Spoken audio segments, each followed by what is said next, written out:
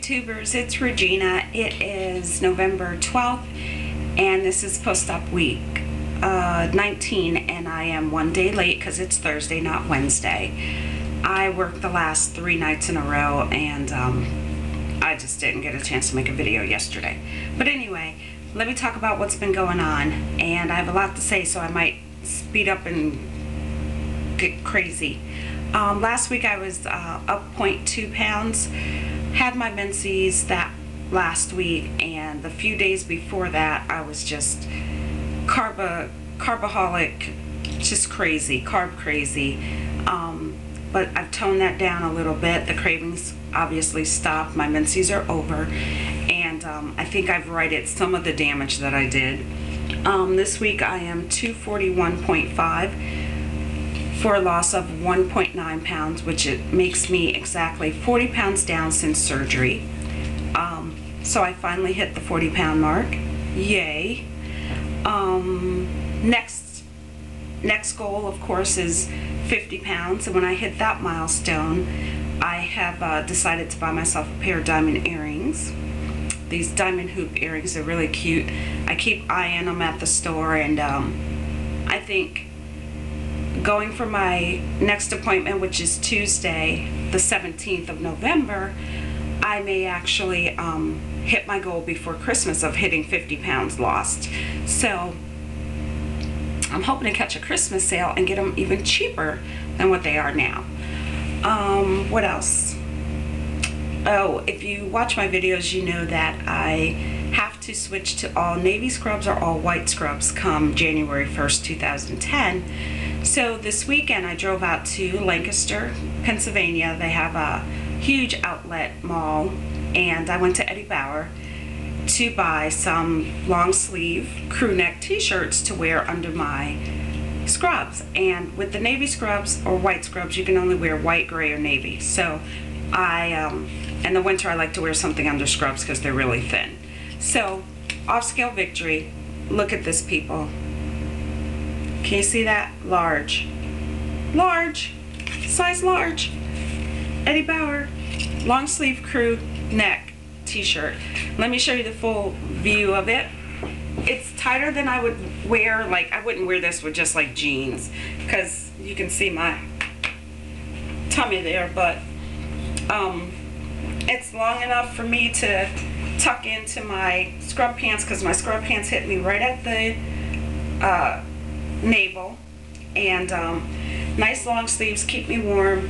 Just throw on a scrub jacket and I should be good to go. So that's definitely an off-scale victory to be in a large Eddie Bauer t-shirt. What else? Oh, I had a PB episode at work. Oh, it'd been about a month since I did it. But you know what? It wasn't the same. It wasn't the same. I have been more focused on my eating, my portion size, my bite size. That is really the key. It's not so much how much I chew, it's my bite size has really gotten much smaller. And I've slowed down. So I'm listening to my soft stop cues, and I'm taking smaller bites and I'm chewing well.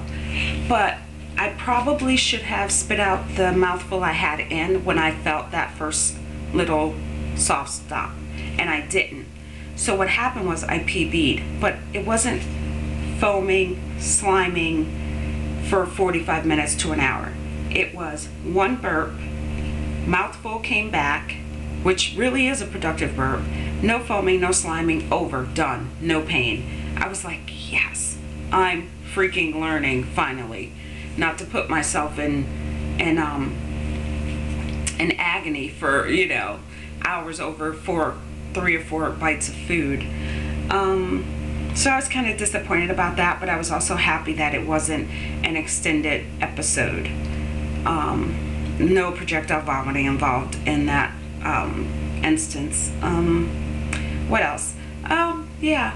Why did I eat so many carbs? Yeah, it was my menses, which is always a hard time for me, but it could possibly have been because someone also hit and ran my car. And again, if you've watched my previous videos, you know how I feel about my little girl, Emmy. She is everything to me. And someone hit and ran her at the grocery store. Deep cleansing breath, deep cleansing breath. After it happened, I called my best friend at work, and on the other end, people were scared that something had happened, because when I told her what happened, she was like, oh my God, no, Jean, when, how did this happen? And so people that were around her at work are like, oh my God, what happened? They're like, she's like, oh, somebody hit Gina's car, you know, it's so funny. But, so my car is going to be ready today at 4 o'clock. And, you know, that's $500 deductible. I didn't plan on spending $500 in that way, especially when in 6 weeks I have to switch over to all new uniforms. So thanks to the bastard that hit my car and just kept going. What else? But I'm not bitter. Can you tell? I'm not bitter. You know, because I could have totally driven my car with the little bit of damage that was done to it. But she's my baby girl, and she can't have a goose egg on the back bumper like that, or a scrape against her. Can't do it. So anyway, so was I stressed about that? Yeah, maybe. I don't know. Probably. So anyway, this week was a better week. Oh, I was watching Xavier's video. Her screen name is Onyx. Can't think of the numbers that go with it, but if you go to my profile or my page, you could see her as one of my friends. And she was talking about getting an unfill. And I just want to talk about this, not that I'm an expert. I'm a lap band patient. I'm not a doctor or anything like that. But she had a stuck episode that really spun out of control, and I did leave her a message this morning.